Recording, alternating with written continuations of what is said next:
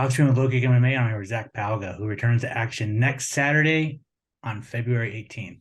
Zac, how are you? I'm doing great. Thanks for having me on. Awesome, man. It's always thank you for your time and always nice to talk with you, man. 9 days out. How you feeling? I feel great. The weight is right where I want it to be, even better. I'm excited. I'm excited this cut is going easy after not having to cut for a year. So it's feeling good. I mean, I wasn't really going to ask about the weight, but since you brought it up first, how is it? I mean, how was it transitioning? Like you said, you fought heavyweight on the show, but now you're going back down. So how has just the whole process been?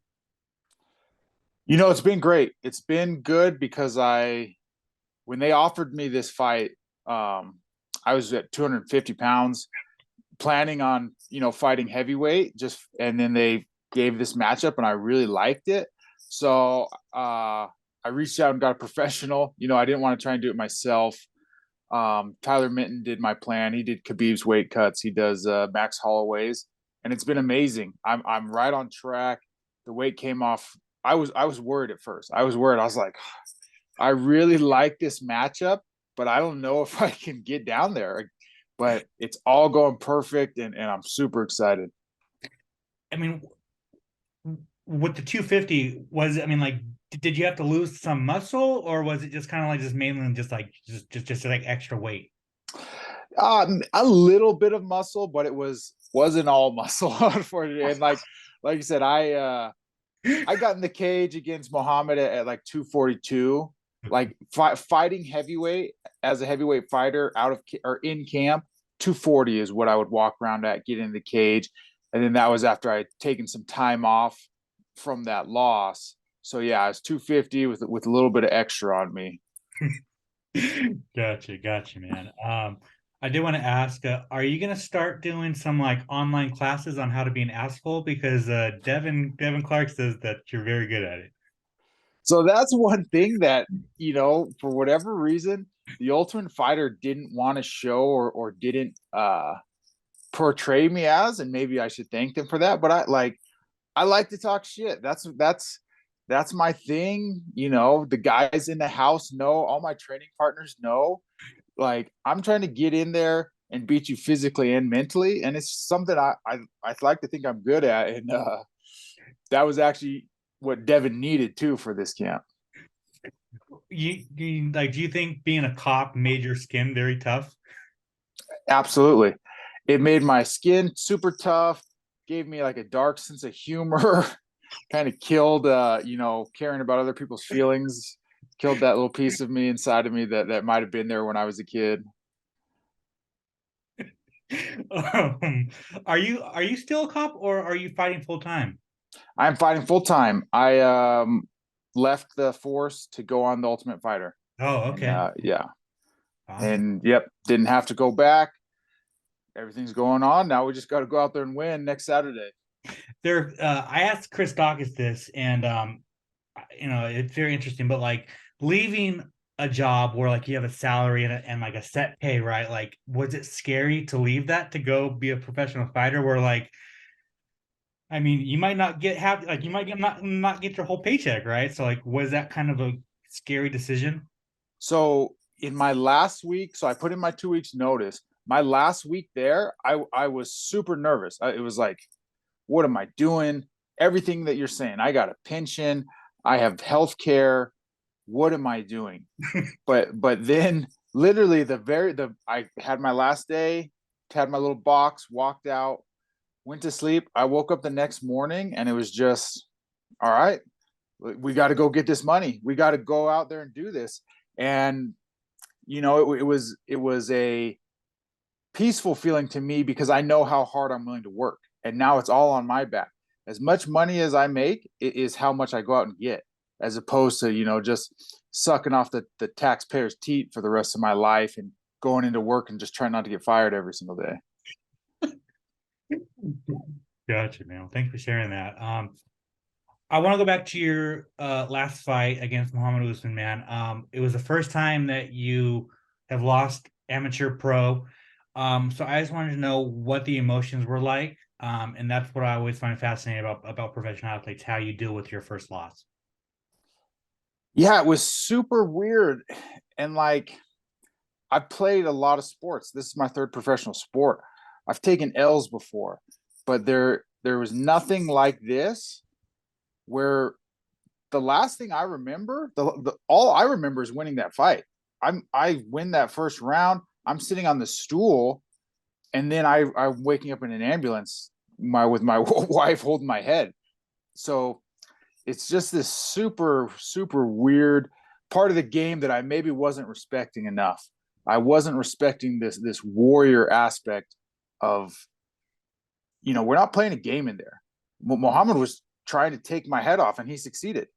And just that piece of, I never imagined losing a fight where I never didn't even get a chance to respond. No one's going to outwork me in the cage. I'm very comfortable with all my techniques and all that piece of the game. But especially at heavyweight, this piece that someone could just put your lights out without having any chance to respond just means you have to be sharp for the entire fight. You can't get lackadaisical. Like it kills me. It kills me because I remember what I was thinking after that first round, where I was like, I'm so much faster than him. He's never going to touch me. And then I wake up, I'm like, what the fuck happened? Like, yeah, he touched you one time, Right. So yeah, after that, it was just get back to work. Get back to work. And for me specifically, it was filling these holes in my defense. I'm not a guy that came from boxing or wrestling that has these muscle memory things built in that no matter what happens, even when he's tired, he's going to go back to this one thing. I've got to build that right now. So it's making sure my hands are always tight. I'm never just going to eat a wild punch that puts me out again.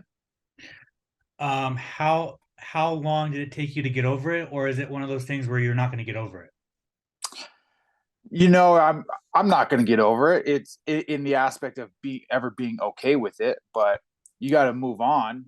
You have to move on and focus on the rest of my career, and that loss is going to make me the best fighter I've ever been. I have to use that loss and use that energy, that negative energy that I took from that loss to propel myself forward. Or else the only other option is to just sit there and complain about it for the rest of my life. Hmm. Now that you don't have that zero next to your name, is it any less pressure, or did you not even think about that in the first place? It's more pressure now. You don't go 0-2 in the UFC. Like if I go in here and lose, then I'm back in the on the police force. So there's definitely more pressure now than there was, being undefeated. Interesting. And then last thing about the tough.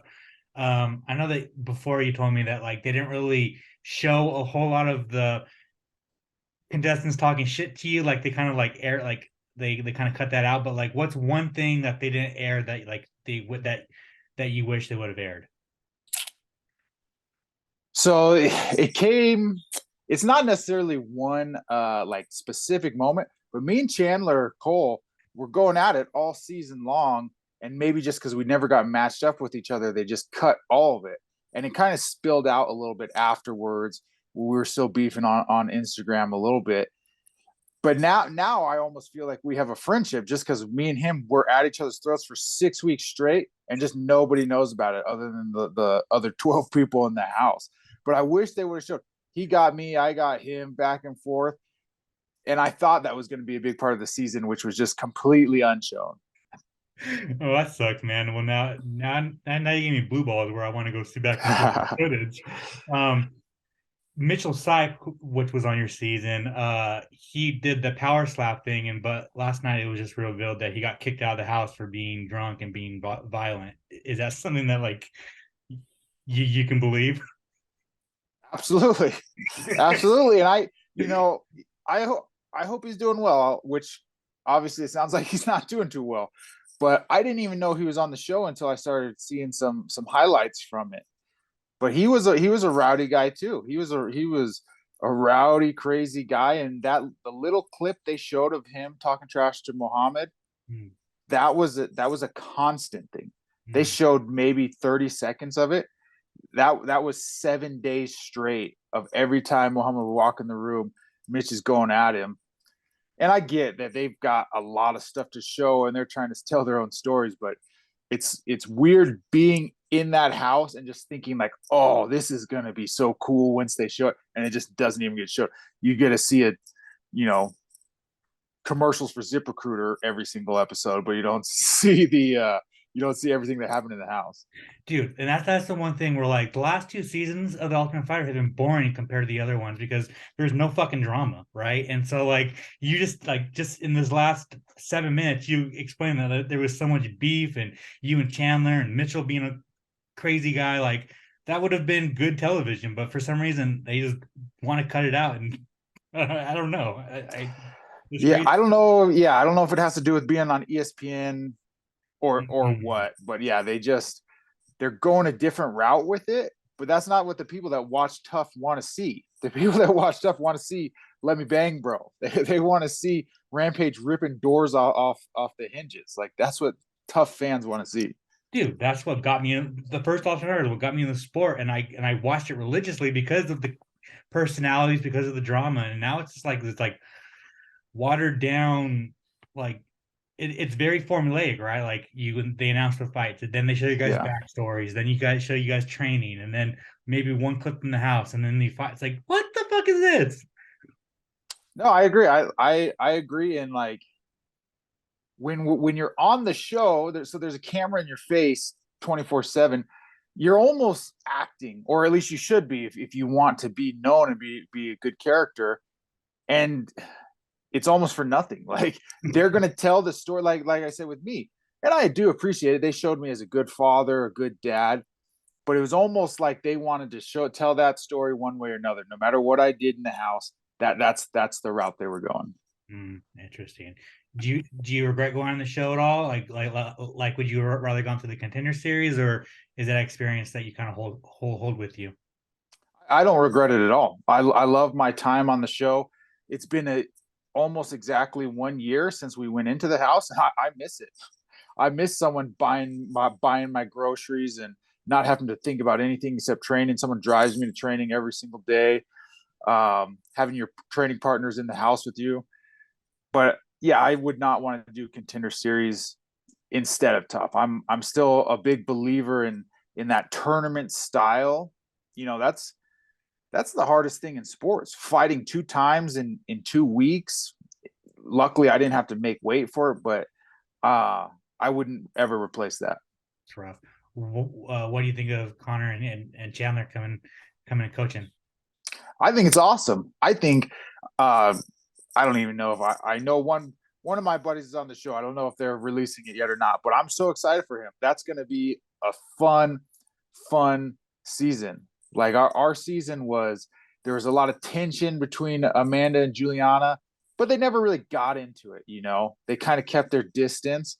I think this is a season that there's going to be a lot of fun. There's going to be a lot of back and forth, and two good teams too.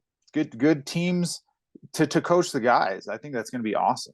Yeah, and I love how they're bringing UFC fighters that were cut versus the new age. It's just going to be. I think this might bring back the magic of Tough. Hopefully, I'm crossing my fingers. I hope so. I hope so. Just show the house more. That's all they need to do. Yeah, Like there's always going to be training room stuff. There's always going to be fights. People want to see what's happening in the house. You're shoving all these fighters and making them live in the house together. That's the whole point of the show. dude. Everyone wants to see your guys' personalities. Like we get to see training footage, we get to see you guys fight. Like we want to learn about you guys and if you're annoying or not. Like, Yeah, exactly. awesome. All right, well let's talk about it, man. Jordan Wright, you're in the co-main event, which is kind of like, were you surprised you got the co-main, like coming off a loss, and they throw you into the co-main? I was surprised, and they did. No one told me about it. Like no one from the UFC called me and asked me about it or anything like that. But um, I was excited when Corey, Sanhagen was on the card. He's my teammate. It was going to be cool for both of us be out there. But then he moved to a different card. They moved me into the co-main slot, and I just have to look at it as an opportunity. It's my time to go in and remind people who I am. And they put your fight in the co-main for a reason, because it is a very, very violent fight. What do you think of your opponent, Jordan Wright? You know, he's wild. He's wild. He is a lot of guys say they're killer be killed. He is a killer be killed fighter. He's never had a decision in his entire career. He's never seen a decision, win or loss. And that's a different type of person to deal with than someone who's, you know, maybe has a few good skills that you're game planning for. This dude is coming to finish the fight or get finished in the first 10 seconds of the fight. Yeah, no, absolutely, dude. And then on top of that, there's another aspect of it where like if he loses this fight, he's getting cut. Like there's, you know, so it's like there's that aspect where like you're dealing with somebody who has everything to lose, right? Right. So he's on a bit of a skid, which people may, you know, see that's, oh, maybe it's an easy fight, but he's a man fighting for his job. His back is against the wall, and he's already a guy that fights a little wild. So I'm expecting to see the most dangerous version of Jordan Wright when I fight him. Were you surprised about the matchup when they linked you guys up, or did it just kind of make sense? Like they want to put you in a fun fight. Well, I'm actually super thankful for Jordan because they offered me like 7 dudes at heavyweight and light heavyweight, and most of them turned it down until we got to this fact. And they said, yeah, Jordan wants to come up. And I was like, sure. Like I said yes to everyone. So I said, sure, expecting him to turn it down too. And then when they said he's in, it was shocking me. I was like, all right, okay, he's going to come up. He wants to fight a heavyweight. Let's do it, you know? Awesome, man. Awesome. Well, at the end of the day, February 18th, how do you get your hand raised? So my plan is to drag him into deep waters. We're going to test his cardio and see if cutting weight was actually his issue, which is I'm guessing that's what he's thinking. So second round, TKO or submission on the ground. I love it. I love it. And then finally, these last couple of things, man. What do you want your 2023 to look like? Like what are some goals that you're planning for yourself? So there was a bump in the road losing to Muhammad, and not only losing, like getting knocked out, and I had to take some time off to take care of my brain. That's the most important piece. But I'm trying to burn through this Ultimate Fighter contract. I got 6 fights on it. I want to be either done with them or offered a new contract by the time this year's over. So that means 4 or 5 fights, and that's what I'm looking to do this year. Super active, in the public eye, winning fights in dominant fashion. With that being said, you said you already had people turn you down. So you say you go out there and start Jordan. Like, are you worried that you're not going to get any fights, or are you just kind of like leaving it up to hoping that the UFC is going to match you up? I mean, it was super shocking to me when it happened because I didn't think you could turn fights down when you're unranked. I didn't think that was a thing that could happen, but they signed like 4 or 5 light heavyweights off Contender Series. So my plan is to just run through all of them and have a little tough versus contender season this year. And like I said, I don't know how you turn down fights if you're not in the top 5 of the UFC, but that's my plan. Awesome, dude. Awesome. And then finally, Super Bowl this weekend. I just want your thoughts on who you think is going to win. There will never be a time where I'm a fan of 2 things. I'm a Broncos fan and whoever's playing the Chiefs. So that's what I'm rooting for. I don't want Mahomes to ever win another football game. Do you think it's going to be a fun fight or fun game, I should say? Yeah, I do, and I really hope so. As much as I hate him, Mahomes is really good. He's good at football, and the Chiefs are fucking good. So I do hope it's competitive and a good game. How was it being? How was it being a Broncos fan this year? So I'm a true Broncos fan. So I know we don't develop talent. We buy Super Bowls.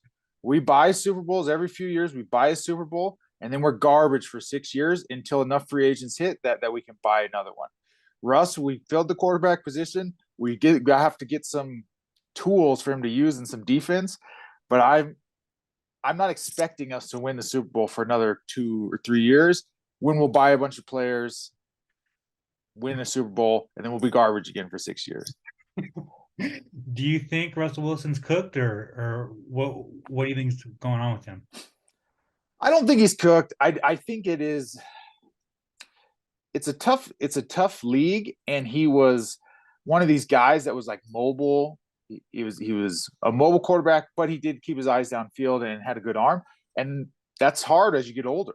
You know, it's easier to be a Tom Brady who never leaves the pocket. And if someone gets back, he just falls down on the ground.